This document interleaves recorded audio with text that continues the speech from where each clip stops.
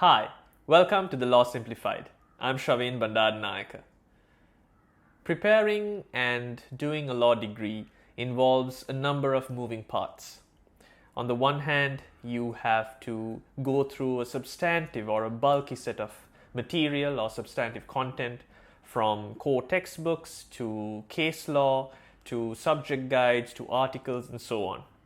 Sometimes it might seem quite daunting as well because you're presented with an enormity of material and you might not be even sure of what is relevant and what is not. On the other hand, you have to also prepare for an examination or an assignment for that which is presented to you by your university. You have to articulate, you have to build up your own style and techniques. Now, on top of that, all of that being said, you also have to carry forward the learnings that you take in from your university or your qualification, your LLB or GDL, and you need to apply it and take it forward into your professional career. So you need to transition from your academics to your professional career in a seamless manner. I've mentioned this sometime back in a video on whether you should even choose law, which you can check out in the pop-out banner on top or the link in the description below. The fact that a law degree is quite different, or in some instances vastly different from any other academic or professional qualification, because it demands that whatever you are actually doing in your academics is what's going to transition into your professional career. What you do now is what you will eventually do in your profession.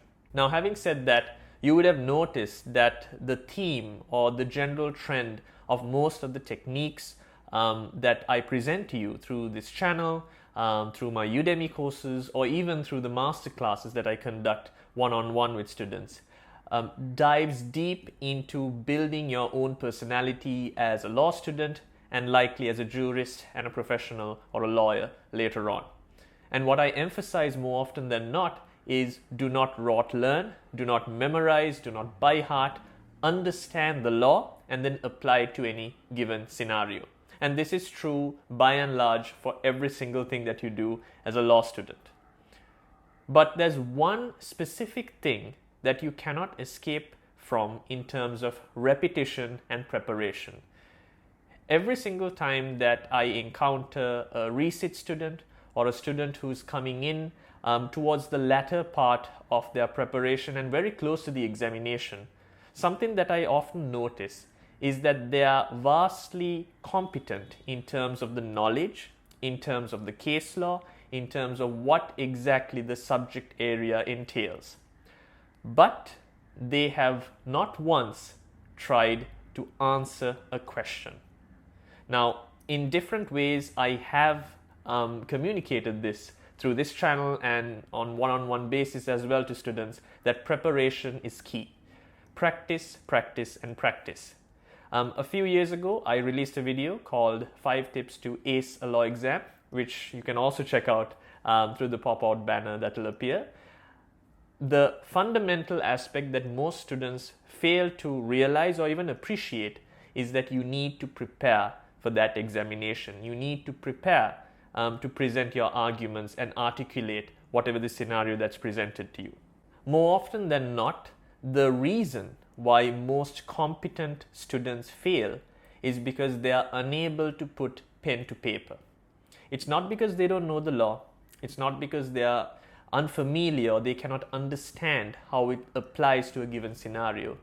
It's simply and quite sadly because they fail to appreciate and they fail to realize the time and effort they need to put in to train for that examination.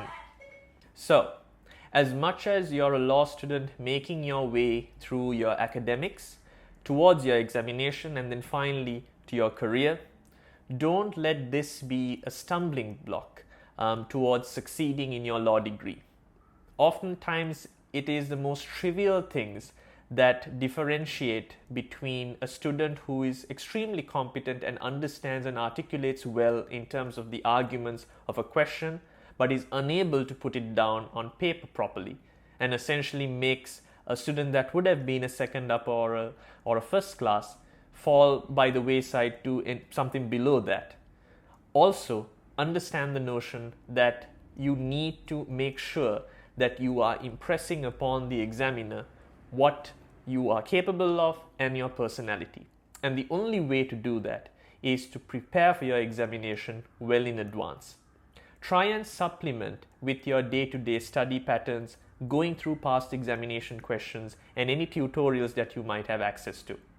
If you'd like to set up a fast track or a masterclass program that goes through all of this, including theory as well as tutorials in which we will break down questions together, and fundamentally you will receive feedback reports, which are detailed schematics, so to speak, that will identify certain areas that you could improve on, as well as arguments that you could incorporate to take your answer from a pass to an ace. Make sure you reach out to me through the links in the description below. Right, to summarize, don't underestimate the value of preparation and training when it comes to your answers. Do as much as you can before you sit for your examination. Thanks a lot for watching this video. If you found it helpful, make sure you give a thumbs up and do subscribe to the Law Simplified channel.